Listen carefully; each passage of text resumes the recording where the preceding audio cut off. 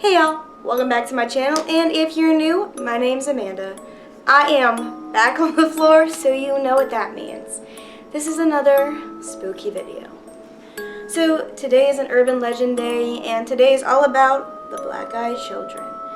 Now, black-eyed children are an urban legend that freaks me out so much. So basically, the urban legend of black-eyed children is a legend of children ranging from age 6 to 16 that have pale skin and black eyes. There are no other colors there, it's completely black eyes. They have stories of people who have encountered them and did not give them what they want, but they have no stories of someone who encountered them and gave them what they want. I don't know exactly what happens if you give them what they ask for, or if you help them out the way that they're asking. I don't really know. And I honestly don't want to find out. So I moved over to this side so I could put up the facts over on this side of the screen. So here are some facts about black-eyed kids. So like I had said before in the legend, black-eyed kids will look like any normal human around the ages of 6 to 16, but they have pale skin and pure black eyes. Fact number 2 is anytime anyone's ever encountered them, they've had this feeling of unease and this anxiety. Nothing about the children actually put them off, but there was just this feeling of unease and fear and terror in them, even though the kid looked like any normal child. Fact number 3 is some of the sightings are of normal children, while others, the children possess some kind of demonic attributes. Some have been described as having talons for feet or just anything else that just puts them off and doesn't show them as a normal child. Fact number 4 is black-eyed children will usually not be wearing clothes that are common for children of that time. So they'll be wearing dated clothes, they'll be wearing stuff that you would not see a child in this day and age wearing. So they have some descriptions from all over, and they also talk in ways that are dated. Fact number 5 is black-eyed children will always ask something of you, and it'll always require you to be in a close space with them. So some of them will ask for a ride, some will just ask to be let in, and some will also ask to use your phone. Fact number 6 is one that I've already stated. There are no stories of what happens if you help the child. All reports are from people who got so uneasy when they were around, so terrified that they fled from the children. Fact number 7 is the earliest sighting of a black-eyed kid was from a journalist named Brian Bethel in 1996. Fact number 8 is linked directly to fact number 7. So Brian Bethel's story has been added to the creepypasta lore, so you can go and check that out and read it for yourself. But Brian Bethel, to this date, still says that this story did happen, it was real. Fact number 9 is that in 2014, a British newspaper reported that black-eyed children sightings are on the rise. And fact number 10 is that the theories of what the black-eyed children are either aliens, vampires, or some kind of demonic entity. So I'm going to be reading some stories and encounters that I just found very interesting. So this encounter is called Midnight Caller. It almost felt like a dream. I woke up to my dog Lucy barking. She was upright on the bed where my husband and I were sleeping with our 22-month-old daughter. Staring at our door like an unknown stranger was out there, rummaging around. I thought she was just freaking out over a house noise. We'd only had her for 3 months, and she was still a puppy. It could have been anything.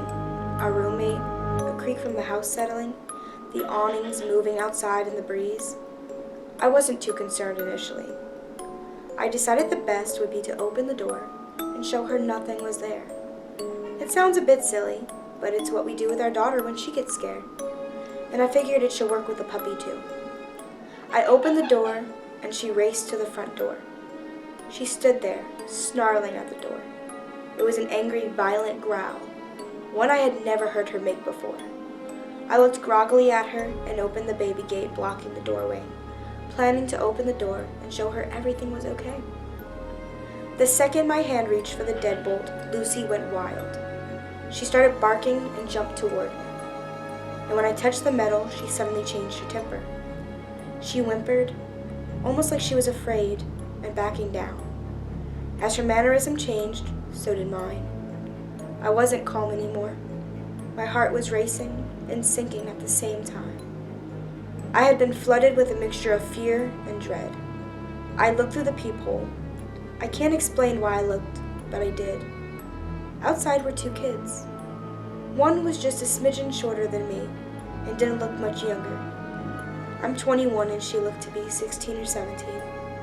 She was slender and pale. Her hair was a light shade of honey blonde and she wore it long, about mid-back, with long, thin, blunt bangs in the front that covered most of her eyes. She wore jeans, a light wash, that's popular right now, and a thin-looking olive-colored pullover, styled hoodie.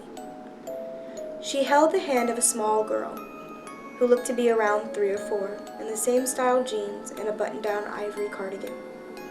The smaller one looked at the floor shyly, but had the same shade of hair tied back in a ponytail.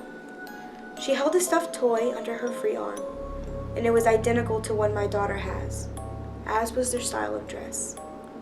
Had it not been for the feeling of overwhelming dread and fear, I probably would have asked these children in and given them some tea or hot chocolate to get them out of the bitter cold.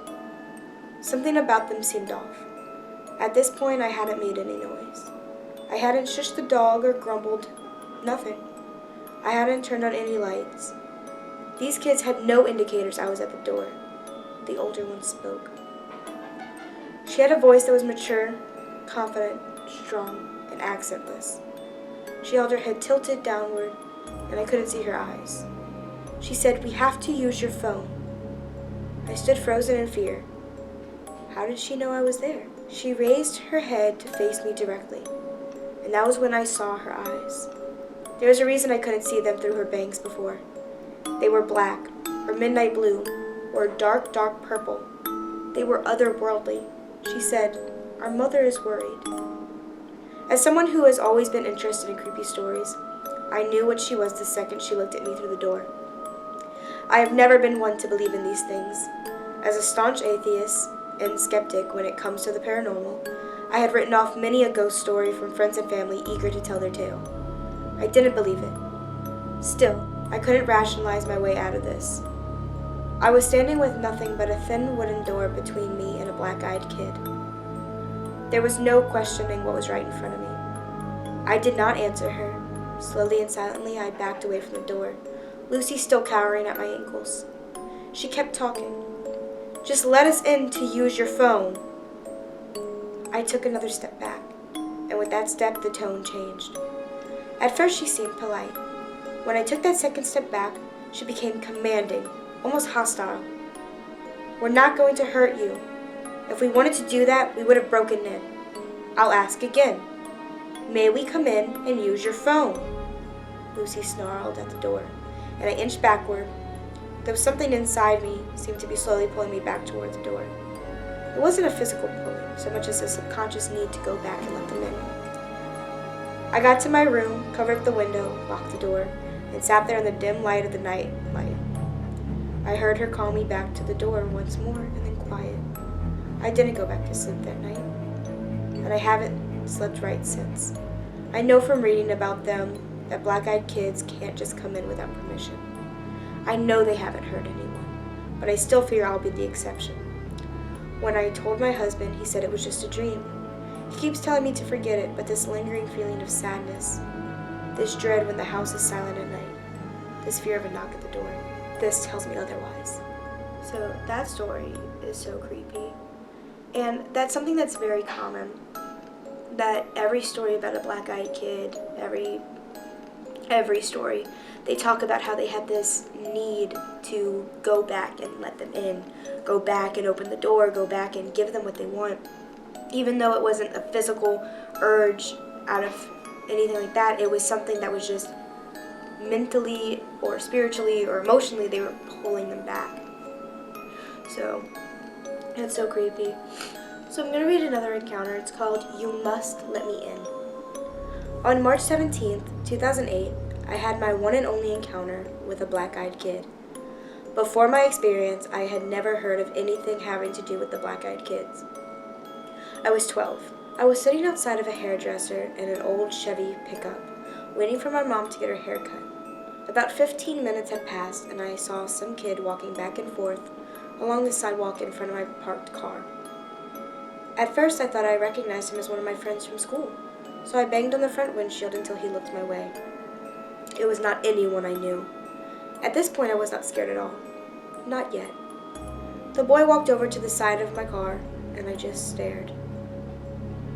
I think to let me get a good look at his eyes, to freak me out.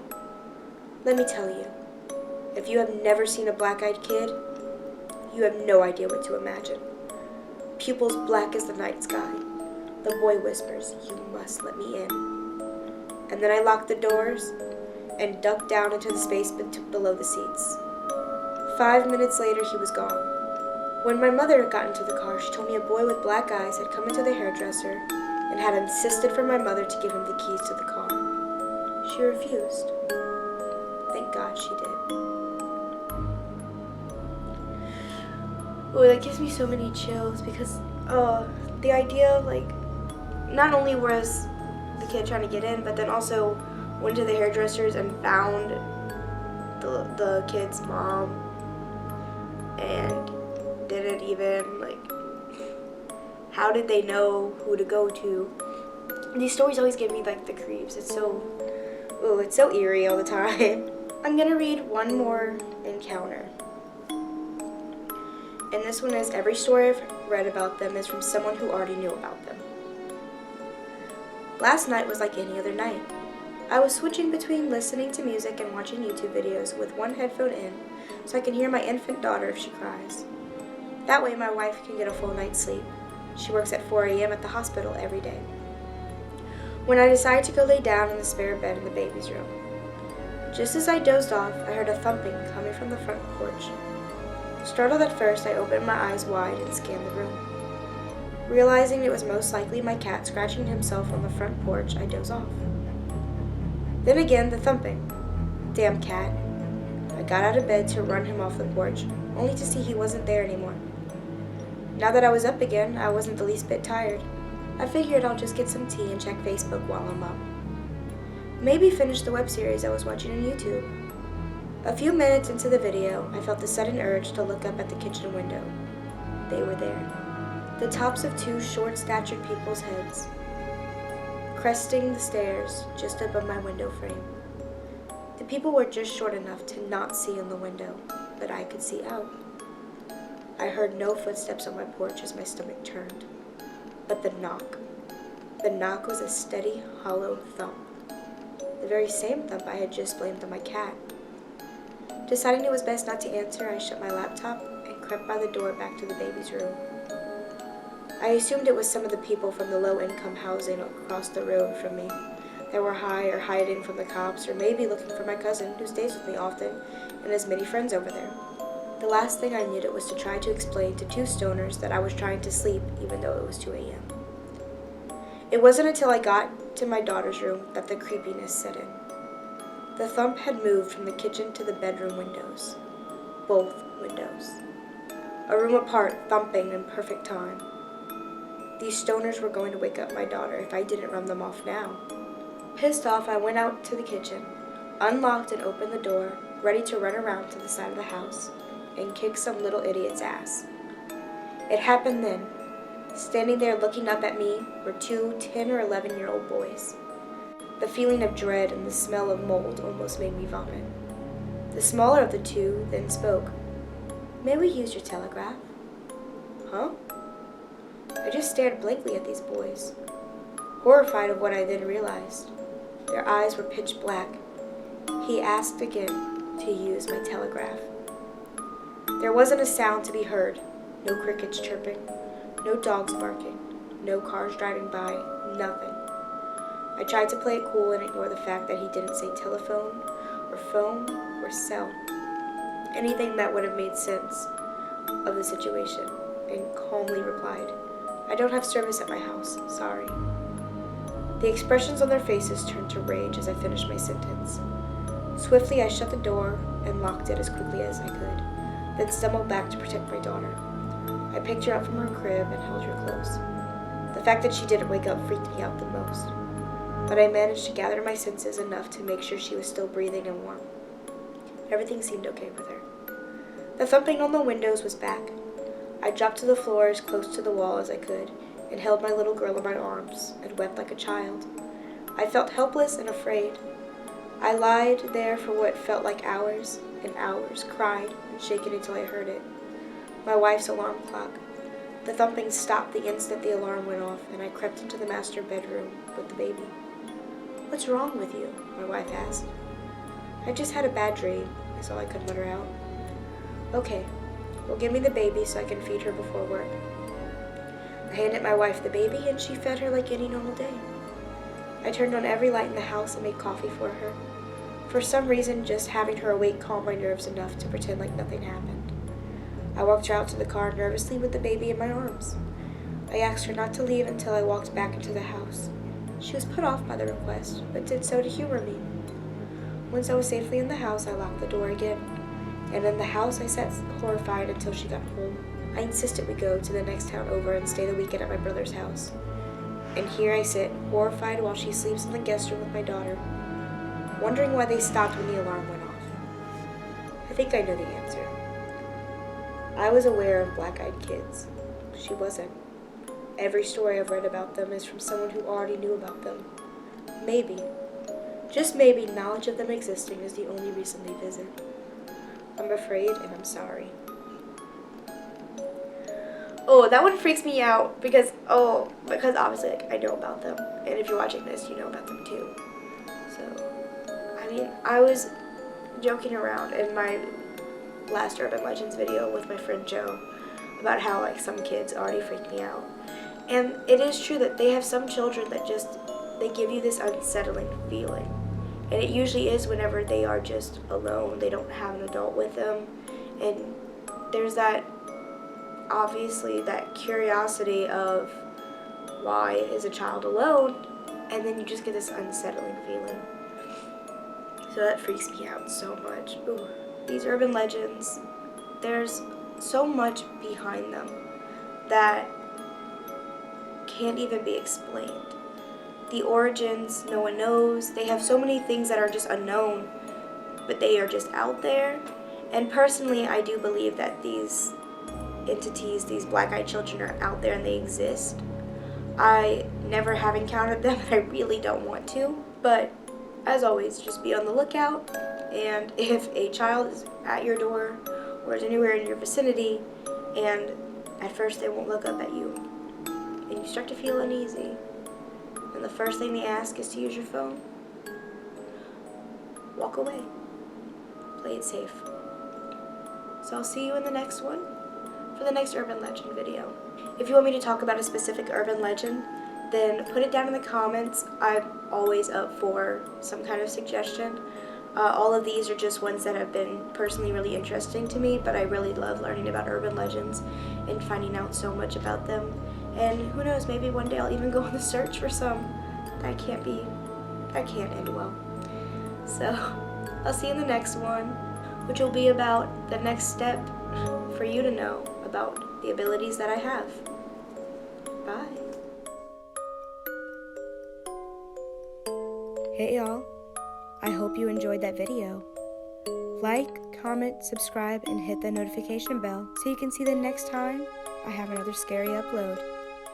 Click on the video in the right corner to see my last upload. And the video in the left corner is a video YouTube picked specifically for you. Sweet dreams.